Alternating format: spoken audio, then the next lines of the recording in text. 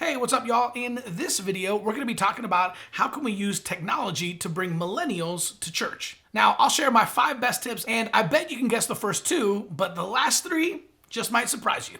Coming up.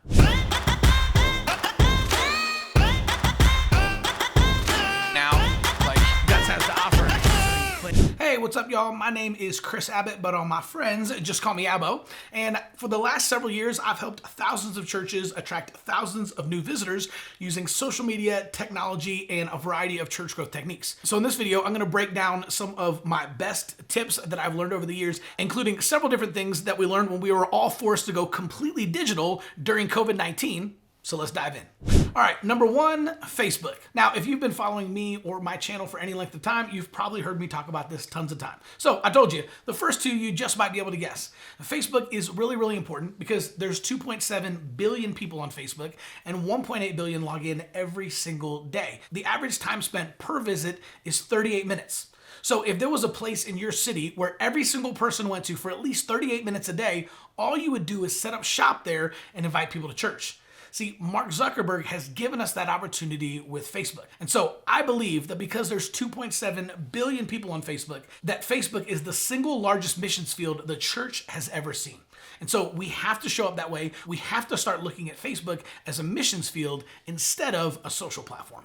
Now, a couple of different ways that you can use Facebook in order to attract millennials and bring them to church. Now, you can do this with organic posts, although you need to understand that organic posts are way down on Facebook. So whenever you post on your church Facebook page, only about 3% of people who like your page will actually see it, right? That's a bummer, especially if you're hearing this for the first time, but it's okay. We can rely on some of these other strategies in order to be able to reach out to people. Right now, boosted posts and Facebook ads are other great ways.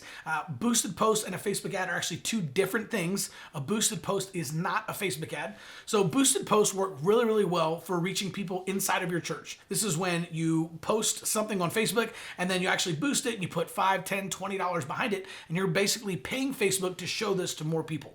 Right? This is great for reaching people inside your church. But if you're trying to reach people outside your church and get them to show up for the very first time, then you want to look at creating a targeted Facebook ad inside of the ads manager.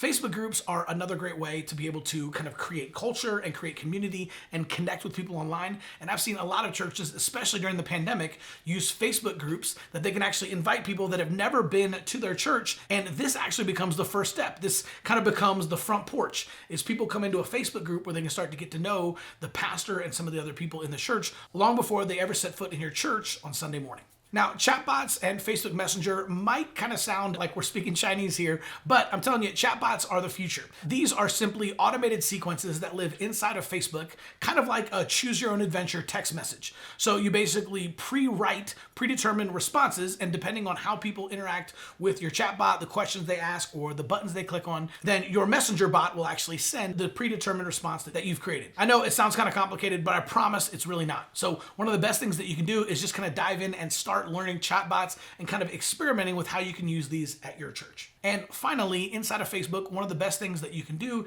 is Facebook Live. Now, I know there's a lot of churches that are already using this. Some of them are live streaming their services through Facebook Live, but it's also a great way to kind of go behind the scenes or just kind of share something like a Devo or something that you learned in the Word today. Or if you're just out and about cruising around town or even hanging with the family, Facebook Live is a great way to take people behind the scenes and just kind of give them a peek into your daily life.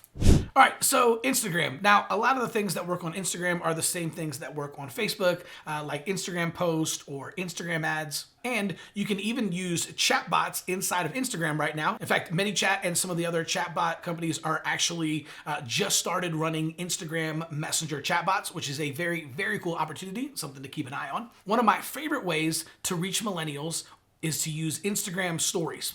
Now, this is pretty crazy, but this is actually how most millennials get ready in the morning. They'll literally prop their phone up against the mirror and literally just click on Instagram stories and let all those stories play through as they're doing their makeup or getting their hair ready or shaving or brushing their teeth, right? Millennials all over the world literally get ready while listening to Instagram stories play on their phone. And it's crazy how many millennials actually do this in the morning. So this is a great way to be able to reach millennials where they're already at by utilizing Instagram stories for your church.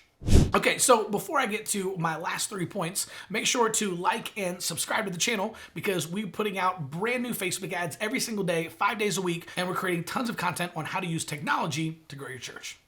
All right, number 3, YouTube.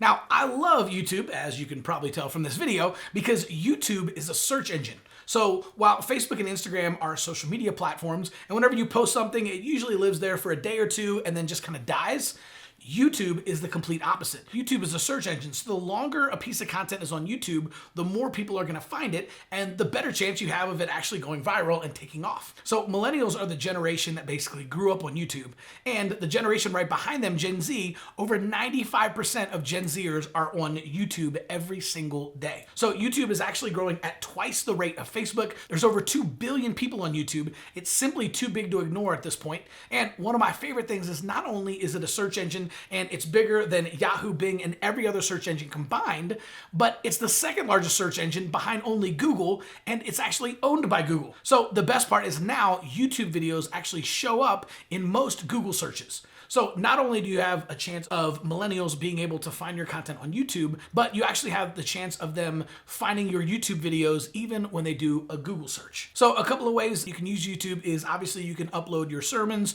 or even some of your announcement videos if you want to do that, but you can also utilize YouTube Live. This is another great way, just like Facebook Live or Instagram Live, where you can actually go live, show people some behind the scenes content, right? Maybe show a meeting that you're in or some of your sermon prep. But again, it's just a chance to give people a little bit of a peek behind the curtain.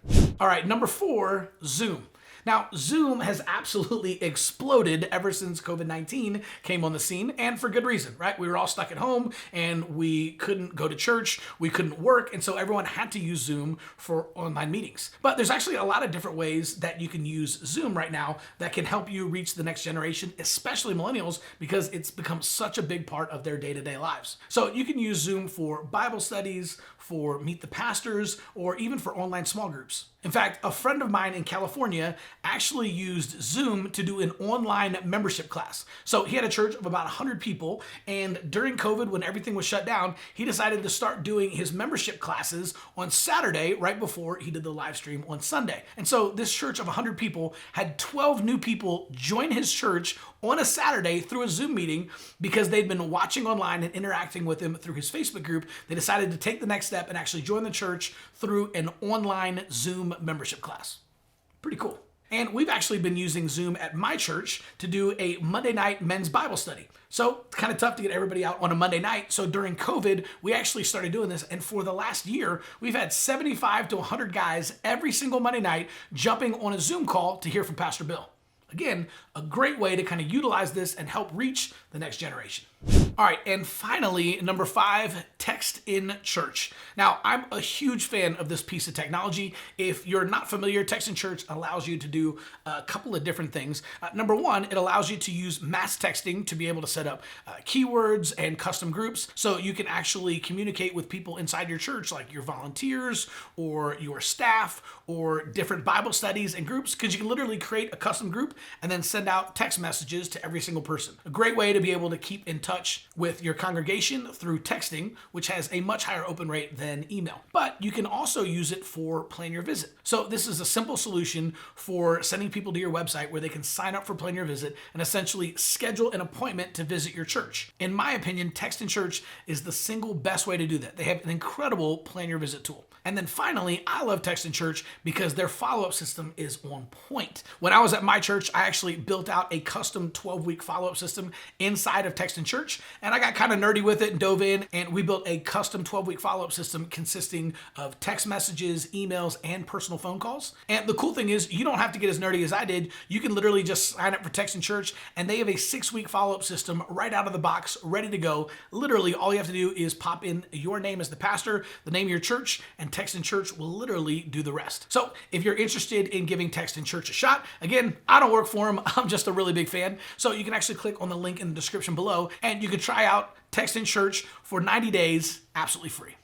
All right, so if you like this video and you want to learn more about how you can use technology and social media to grow your church, click on the link in the description below and head on over to churchgrowthagency.com and check out the free video we have for you. We'll see you soon.